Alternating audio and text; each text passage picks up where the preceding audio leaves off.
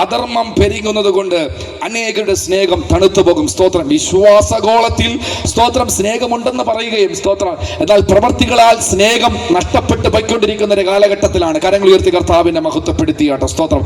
സ്നേഹം സ്തോത്രം ഉണ്ടെന്ന് പറയുകയും പക്ഷേ പ്രവൃത്തിയിൽ അത് വെളിപ്പെടുന്നില്ല. എന്നാൽ കർത്താവ് മാനവകുലത്തോട് ഞാൻ സകല മനുഷ്യരെയും സ്നേഹിക്കുന്നു എന്ന്, ദൈവം സ്നേഹമാണെന്ന് വചനം പഠിപ്പിക്കുമ്പോൾ സ്തോത്രം ആ സ്നേഹത്തെ കർത്താവ് പ്രദർശിപ്പിച്ചു. എങ്ങനെ പ്രദർശിപ്പിച്ചു?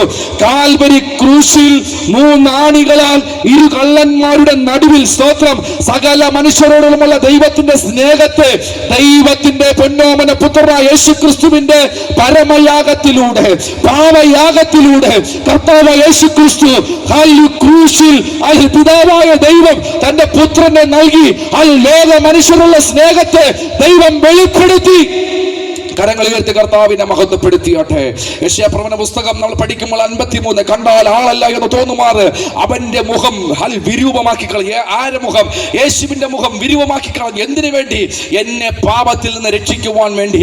യേശുവിനെ ഉഴവ് ചാല് പോലെ കീറി മുറിക്കപ്പെട്ടോ എന്തിനു വേണ്ടി? എന്നെ പാപത്തിൽ നിന്ന് വീണ്ടെടുക്കുവാൻ വേണ്ടി. ആരെങ്കിലും സ്നേഹമില്ലാതെ ഇങ്ങനെ ഒരു പ്രവൃത്തിക്ക് തുനിഞ്ഞിറങ്ങുമോ പ്രിയപ്പെട്ടവരെ? എന്നാൽ ഞാൻ ആത്മാ വിളിച്ചു പറയട്ടെ, ഞങ്ങളുള്ള സ്നേഹം മുഖാന്തരം സ്വർഗത്തിലെ സകലവിധ മഹിമകളും വെടിഞ്ഞ് എന്നെ രക്ഷിപ്പാൻ വേണ്ടി ഈ ഉലകത്തിലേക്ക് അവതരിച്ച് തുനിഞ്ഞിറങ്ങി എന്നെ രക്ഷിക്കുവാൻ വേണ്ടി തുനിഞ്ഞിറങ്ങിയ ഒരേ ഒരു രക്ഷകനല്ലേ, അത് കർത്താവ് യേശുക്രിസ്തു മാത്രമാണ്.